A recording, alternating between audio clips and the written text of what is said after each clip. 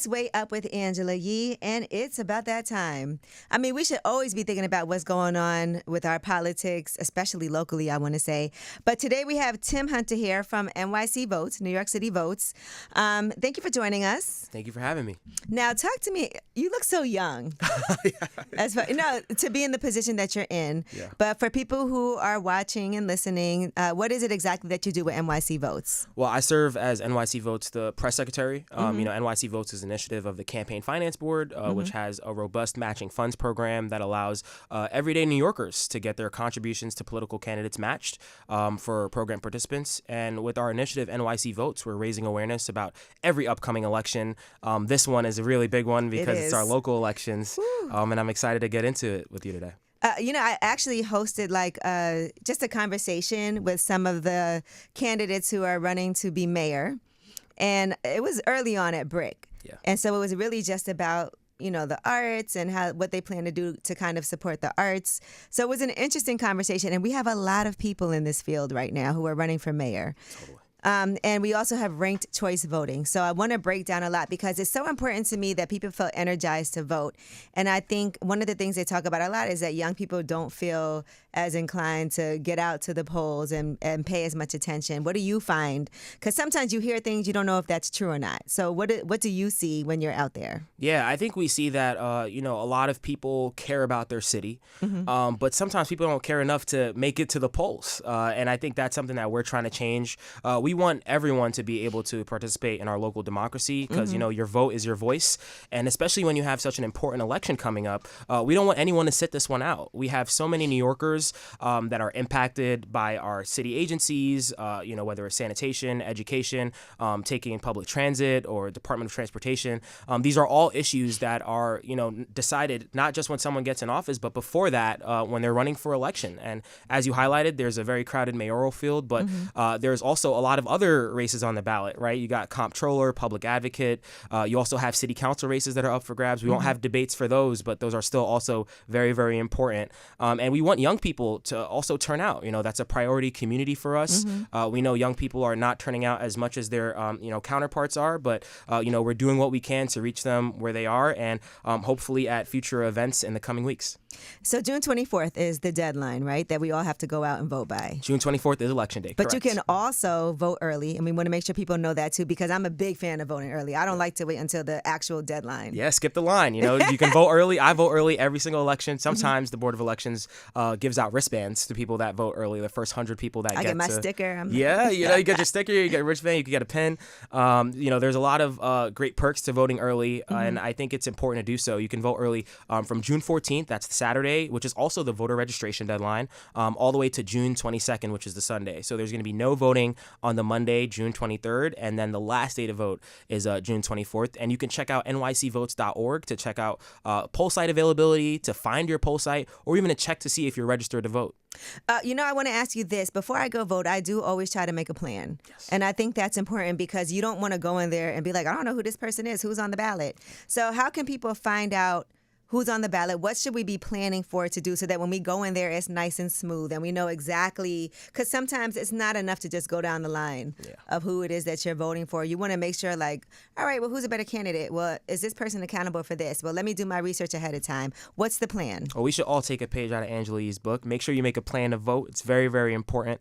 I think the first step that you want to do is, one, let's make sure that you can vote, right? So like I said earlier, check out nycvotes.org. You can look up your voter registration on the Board of Elections website as well, just to make sure that you are eligible to vote. Again, you're only going to be able to vote in your party's primary, right? We have closed primaries here in New York, and the party enrollment deadline has passed. So if you're a Republican, you can only vote in the Republican primary. If you're a Democrat, you can only vote in the Democratic primary. If you're an independent, you're going to have to wait to the general election to vote.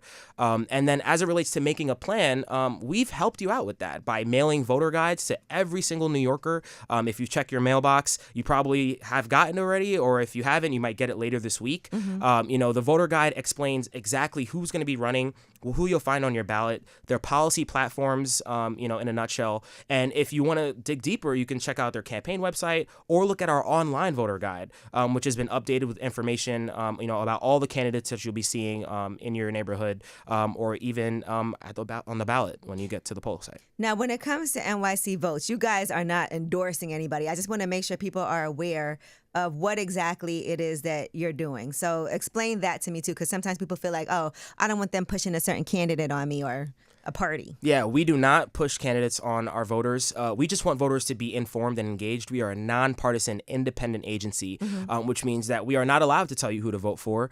So our job is to just tell you the dates, tell you how you can vote, and the different ways that you can do so, and make sure that you have all the tools you need to exercise your democratic right. So wait, now I got to ask you this because there's a debate coming up and we're going to be together at Coffee Uplifts People. We both live in Brooklyn. Yep. Bed-Stuy, do or die. Yes, Bed-Stuy, do or die. It used to be. Now it's like Bed-Stuy, thrive. Bed-Stuy, brunch and wine. Right. Bed-Stuy, brunch and bays. But yes, so we're going to be actually having an event so that we can all watch together, right? We can all watch on June 12th. So we'll be at the coffee shop. I think it's from 7 to 8. Is that the debate time? Yes. So we'll be there from like 6:30 to 8:30. We'll have some drinks, some food, and just some conversation because I do want people to watch. Because one thing I will say is it's not enough to just do research by reading, but you need to see what comes out of people's mouths for real. Totally. And that's why this is important, too, to watch these debates so you can see who you like, who you don't like. I want to say people have been coming to my door also. Canvassers have been out there? Yes, they have. And asking me questions. And I have been engaging in those conversations, which is, I think it's not enough for me because I'm from Brooklyn. I live in Bed-Stuy. I have businesses in Bed-Stuy. And that's why I try my hardest. No matter what, like you want to make sure quality life is good. I can't just complain about things if I'm not part of the process. I always say that, like, if I'm not voting, if I'm not supporting a candidate, if I'm not paying attention, having my voice heard, then what say do I really have? I could complain about, like you said, sanitation issues. I could complain about, so many different things. We complain about things all the time. Yeah. But if you're not part of the process, then what are you really doing? Like, who are you benefiting? You're just there. Yeah, you don't want anyone to make these decisions for you, right? Like, I think when you look at elections, there's a lot of elections that are determined by just a handful of votes. Right. And I think it's important not only that you show up to vote, that you're also informed, right? If you're the deciding vote in an election, you don't want to leave that up to chance, right? You want to be as informed as possible heading into the poll site, making sure you're making the right decisions. And obviously, debates are a great opportunity for you to hear from candidates directly and watch how they interact with each other as well. So you can kind of make an educated decision based on what are topics and issues that are impacting the lives of everyday New Yorkers, whether it's healthcare, whether it's childcare, which has become a big issue, whether it's housing, which is also a huge issue as well. These individuals are going to be making decisions. Housing is like one of the biggest issues. Oh yeah, huge. I want to say when I look at what people are talking about and what matters to them, what they are really paying attention to what these candidates have to say about their plan to make sure that we have housing that's affordable because it's crazy times out here. It is crazy times out here. It's not Bed-Stuy do or die anymore. It's Bed-Stuy can't pay the rent.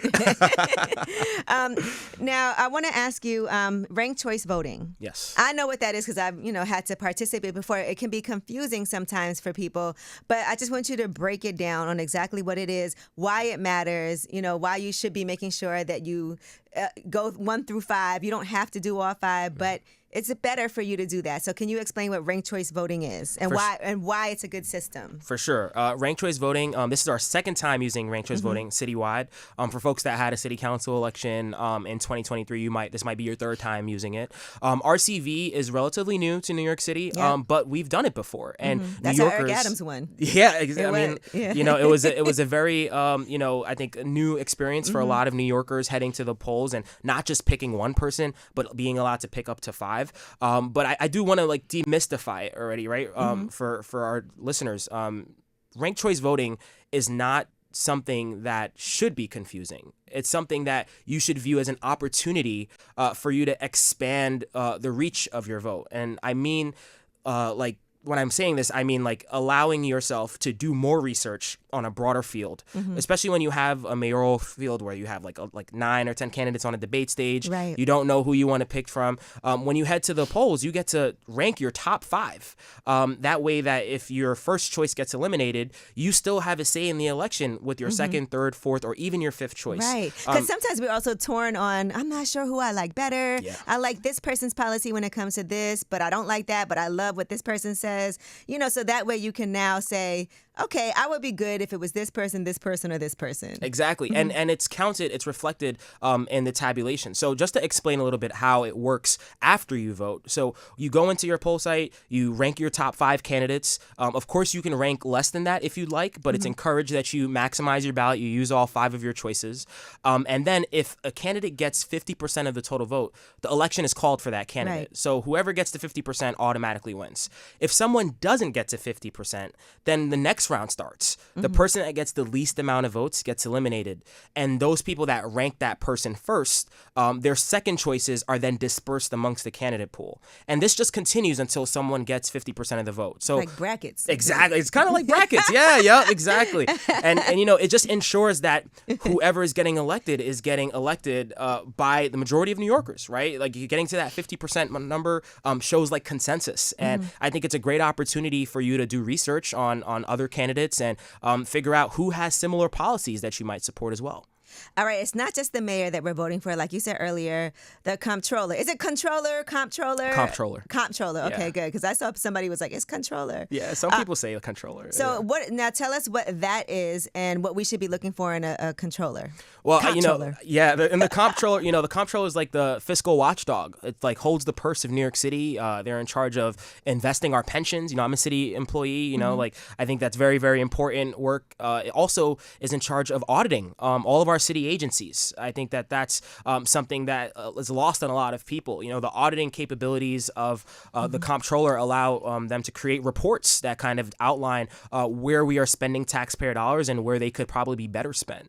And I think that, of course, it's an important race. I think we had a debate. There were 2 candidates that were there. There's like 2 of those leading candidates. We have one more debate coming up as well. And you're going to see a lot of ads, not just for mayor, but again, for comptroller, for public advocate, and sometimes for city council. You might Now, what see does these people. public advocate do? So the public advocate is also, a very interesting role in New York City government. It basically is a standalone agency run by the one person that's elected, and that role basically serves as like the watchdog, kind of like connecting not like fiscally, but connecting New Yorkers to city government, allowing New Yorkers to have a voice. When Advocating for you. basically, right? Yeah. I mean, it's in the name, Yeah. kind of. But also, the public advocate has a little bit of additional roles and responsibilities, in addition to having the opportunity to work with the city council, which we can talk about a little bit later. But they can also introduce legislation, right, to like push legislation that might impact day-to-day, affairs of New Yorkers, which kind of like is unique that you have a person that's not on the city council that can advocate and champion legislation that they deem beneficial to all New Yorkers. And we see also in the race for mayor, comptrollers, former ones, Yeah. comptroller are also running for mayor. It's true. So that's interesting, that way that people, enter and then they could go from city council to running for mayor also. Yeah. It's all these different fields. So city council is the next thing that we're voting for too, right? Yes. So city council will also be on your ballot. Again, these are all municipal positions, all representing New York City. So depending on where you live, you probably have a different council member. Sure do. But for the other positions, those are all citywide. So, everyone's going to be voting on them. So for city council, these are your local champions, right? These are people that represent your neighborhood. Sometimes they represent 2 or 3 different neighborhoods, and they advocate for you in the halls of City Hall, pushing legislation, sometimes participatory budgeting, bringing direct resources to the community, ensuring that all the social services inside the district are functioning to the best of their capacity, and, advocating for sometimes the committees that they have, right? There's a number of committees in the city council, whether it's parks, whether it's sanitation, whether it's cultural affairs. These are all committees that have direct impact on us. Education, that's a huge one. And your council member probably serves on one of these committees. And if you have any issues, you should call their office. What would you say to somebody who's like, I'm not going to watch the debate. It's whatever. Like, who cares? I'm not even planning to vote. What would you tell that person? I would say again, don't let other people make decisions for you. Not watching the debate is not something that is a flex. It's not cool. It's kind of like, just saying that you don't care about making this decision. Yeah, I was going to go that far. Yeah, but it's true. Because it is ignorant. It's true. I think New York City is such a, I'm born and raised in Brooklyn, spent my whole life here. I care about the city a lot. So I'm going to watch the debate because, when I have kids here, when I have a future, a family that I build here, I want to make sure that I'm voting for the people that are putting those people first. My family, my neighborhood, my block, those are things that I care about. And if you care about those things, you should watch the debate. And y'all be watching the fake ones on TV. Y'all be looking at Councilman Tate, okay, who don't even exist. Y'all be watching She the People. Yep. Why not? I think real life is always so much more interesting. The debates get spicy, too. It's true. Let's be clear. So no matter what, we're going to have some drinks. Yeah. We're going to have some tapas. Yeah. And we're going to watch these debates and figure out who we are going to be voting for. We're going to hit these polls and we're going to show people, young people come out, everybody come out, like whoever it is that you are. If you can vote, make sure you're registered, right? Make sure you go and find out what your status is, know who's running for office, watch these debates so that when you go in there, you make informed decisions. It only takes a few minutes, but we need you and want you to be part of the process. A lot of times people put these ideas in your head that your vote doesn't matter and that what's going to happen is going to happen and politicians don't care about you, blah, blah, et cetera, et cetera. That is a form of voter suppression. Totally. And so if anybody convinces you that that's a fact and they've convinced you to not vote, then your vote has been suppressed and you've allowed that to happen. And I think it's so important that we get out there and do what we have to do and have our voice heard. Yeah, we can't just care about politics when we're watching Power, right? We gotta be tapped in right now. I like Councilman Tate. We go ahead and be our councilman. So we gotta make sure that we're tapped in and visit nycvotes.org. There's a lot of resources there. You can try ranked choice voting out on our website. We have different bagel orders, different New York City animals, pizza rat, pigeons that you can rank on our website. So definitely check that out. It's really good information. All right, good. Well, I appreciate you so much for coming, Tim, and we're going to be together next week. So I'm excited. Or this week on Thursday, we'll be watching. So make sure you guys come out and join us. We're going to have a good time. We're going to have these discussions. I can't wait to see y'all in person. And I can't wait to go to Coffee Uplifts people. It's going to be great. I'm going to have a good rum punch for us. Yeah.